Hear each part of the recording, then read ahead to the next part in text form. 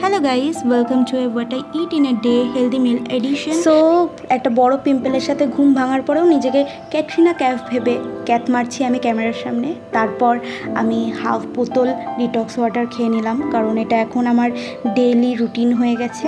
কিন্তু বিশেষ করো এটা আমার একটুও ভালো লাগে না খেতে, কিন্তু কেন জানি না আমি এটা খাই, রোজ ভালো লাগে আমার তাই।